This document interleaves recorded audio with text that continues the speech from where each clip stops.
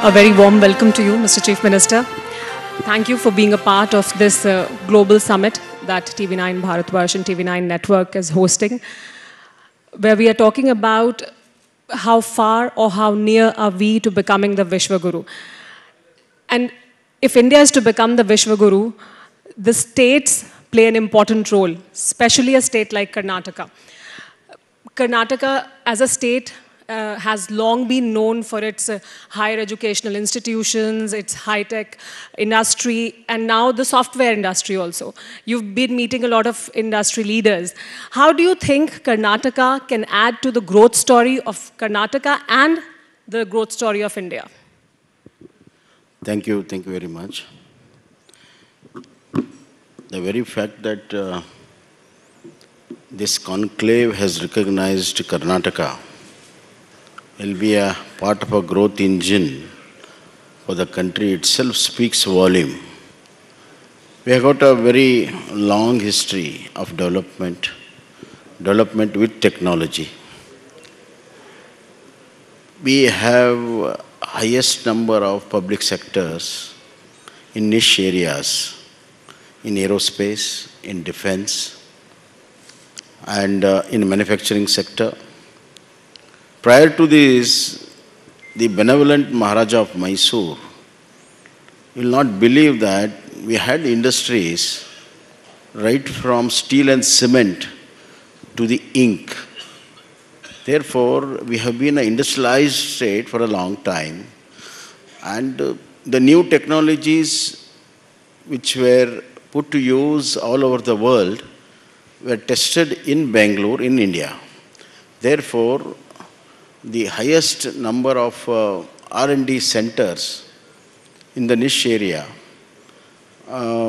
including genomics, biotechnology, artificial intelligence, so on and so forth, are in a large number in the Bangalore. In fact, Bangalore is one unique city which can boast of 400 very high-tech R&D international centers in both public and private sectors. 400, no other city in the world, forget India, no other city in the world has. So there are a lot of interactions are happening without much noise. New products have been developed, new applications have been developed, and this is a buzzword all over the world. The next thing is, just to say, out of 500 Fortune companies, 400 are in Bangalore and Karnataka. That itself will speak. And our endeavor to see that the acceleration is never let loose. We have been accelerating the growth time and again with all the challenges. And we have been in the forefront, right from agriculture to manufacturing to then we got IT in 1980s and IT, BT, then of course we have got DRDO, defense, then aerospace, and as well as now the startups. So we have been pioneer in the changeovers, which is seen all over the world. We are part of that changeover before anybody. That's how the technology-driven development, which is a sustainable development, is from Karnataka. And this is a biggest contribution Karnataka can really give to the drive of growth of India. Hindi में भी मैं आपसे सवाल पूछ सकती हूँ ना, हिंदी में भी पूछ सकती हूँ, बिल्कुल तो हम दिल्ली में क्योंकि बैठे हैं तो थोड़ा हिंदी में भी बात करेंगे। डबल इंजन की सरकार, ये बीजेपी का नारा बहुत सारे स्टेट्स में है और कर्नाटक एक स्टेट है जहाँ पर डबल इंजन की सरकार है, तो उससे कितना फायदा मिलता है कर्नाटक को एक राज्य के तौर पे? जरूर तो मिलेगा। अगर दिल्ली का दरवाज़ा खुला रहेगा तो बहुत सारी चीज़ आसान हो जाएगा। जो पॉलिसी मेकिंग है वो तो दिल्ली में है और जो इंटरनेशनल जो गेटवे है वो दिल्ली में है। तो अगर इंटरनेशनल गेटवे हमको हाईवे बना सकता है तो वो डबल इंजन सरकार ही बना सकता है, नहीं तो नहीं। बाधा डालना बहुत आसान है, बाधा डालना बहुत आसान है, लेकिन हाथ पकड़ के आगे लेके जाना थोड़ा मुश्किल है। लेकिन जो भी करेगा उसका बहुत मीठा फल मिलेगा।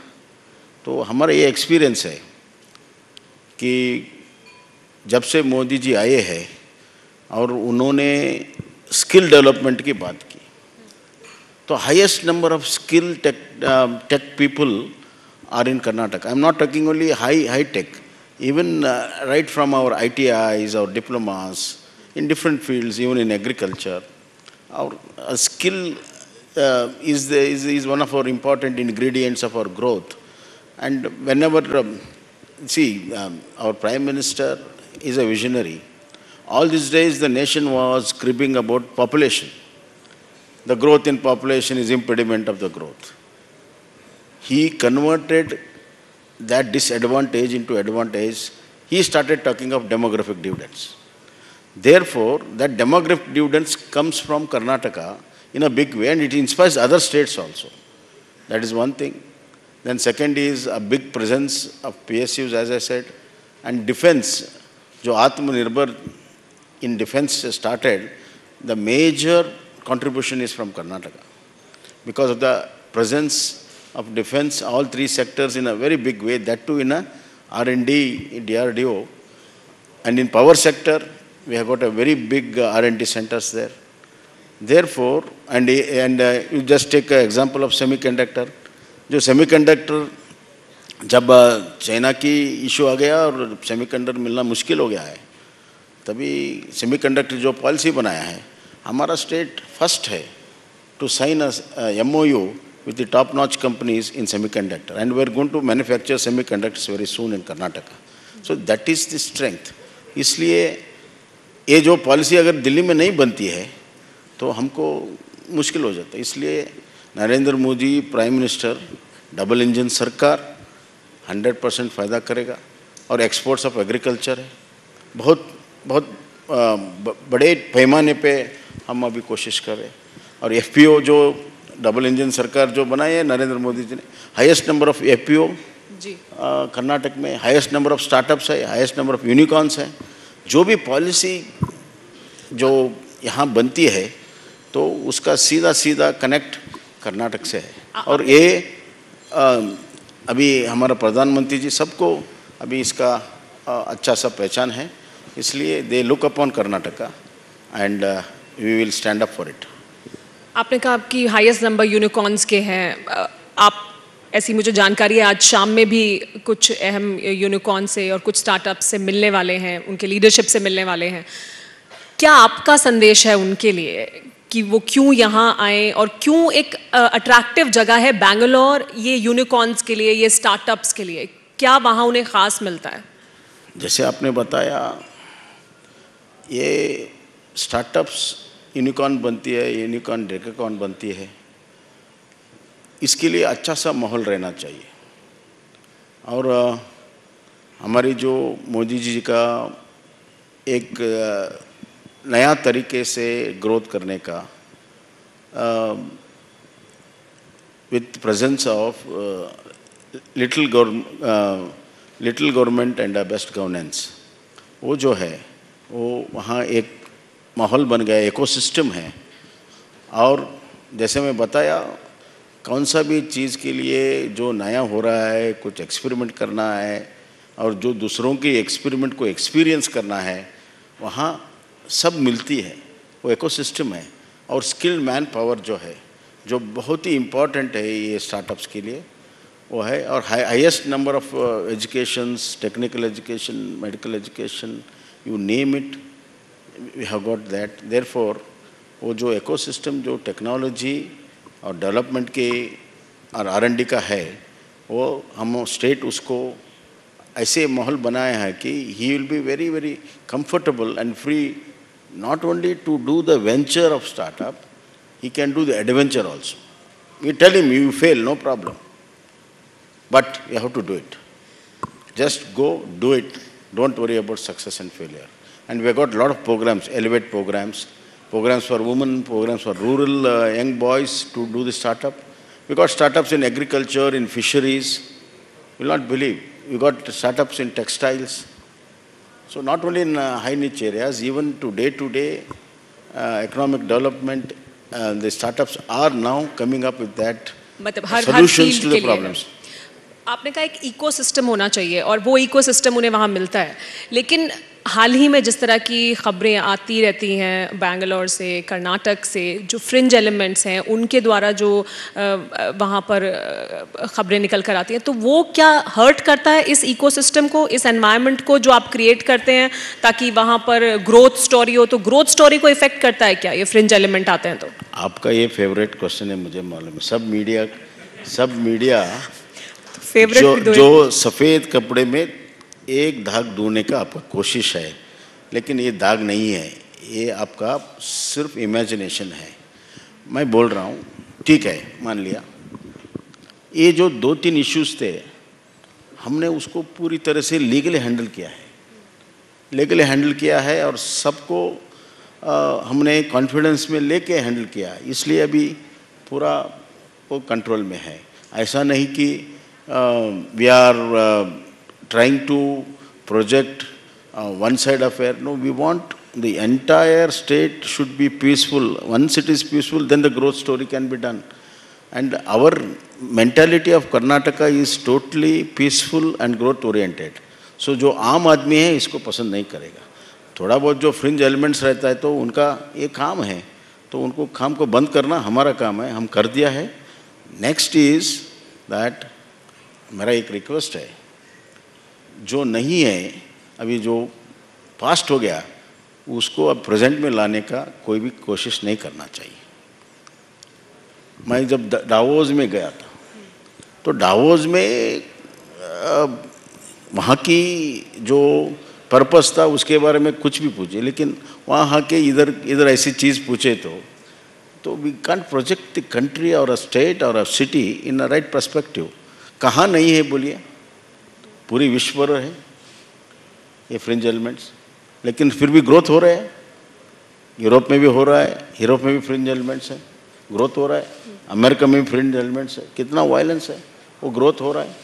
सो growth story will never stop, because one simple reason, the natural urge in every human being to grow, and that is the motivation to grow.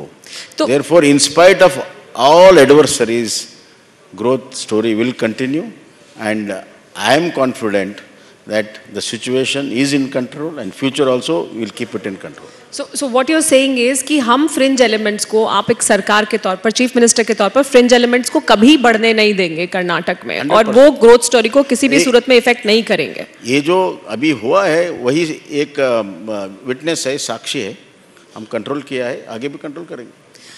आपने 2-3 इश्यूज की बात की और आपने कहा कि वो फेवरेट टॉपिक है, तो एक उसमें से सिलेबस रिवीजन का इशू है। सिलेबस जो रिवाइज किया गया उसका इशू है, उसको क्या मेरिट्स होंगे तो कंसिडर किया जाएगा, उसमें कुछ बदलाव होगा, क्या पॉजिटिव हैं आप उसको लेकर?